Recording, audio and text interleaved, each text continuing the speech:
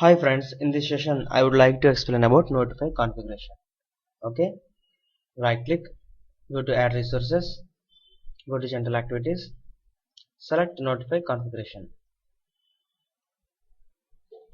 Okay, this notify configuration is very useful and very important for inter-process communication.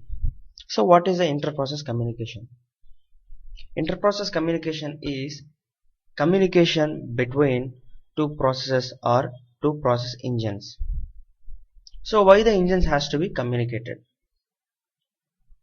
In a real-time scenarios, situations like a process has to wait for another process output. So in that scenario, the first process has to wait for second process output. If you take the object class in a Java, we are all familiar with this object class in a Java.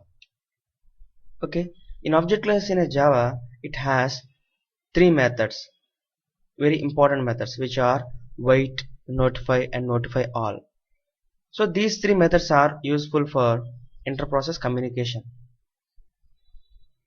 Okay, for example, there are two processes A and B.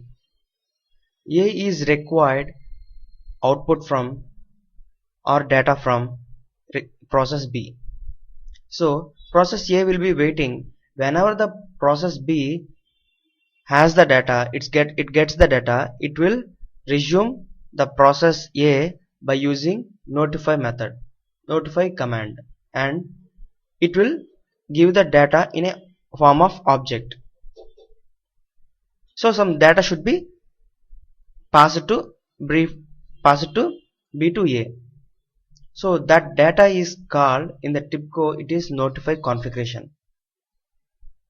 Okay, if you want to process or two engines has to share or exchange a common data, then there should be a repository or there should be a object so that it can save the data and the data will be exchanged. It can be exchanged two engines or two process, or it can be of multiple engines. Minimum is 2. So the data is notify configuration.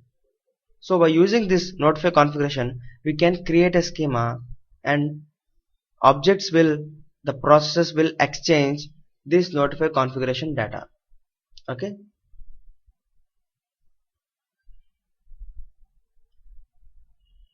If you come to the configuration panel, it has only two tabs. First one is configuration and second one is data.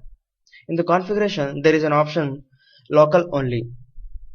If you check this option, then this notify configuration object will be created when in memory. In memory is system memory. If you uncheck this, it will create this object in database. Okay, if you come to the data, if you don't want the process to be exchange data, then here no need to define any schema. Okay, if you want process has to be exchange data, then you have to create the schema here. Okay, like this we can create a schema. For example, two processes are exchanging an employee information. So employee, I'm creating employee information, which is employee underscore ID, and this one emp location, emp date of birth, DOB, emp salary. Okay, I have created notify configuration for an employee. So if two process has to want to exchange an employee information, so the first process will wait for this employee information by using wait, and the second process will notify that I got employee information and you can use it. So it will notify to the first process by giving this data. For that purpose we use notify configuration. Okay, in the coming sessions I'm going to explain how to use this notify configuration and what is wait and what is notify.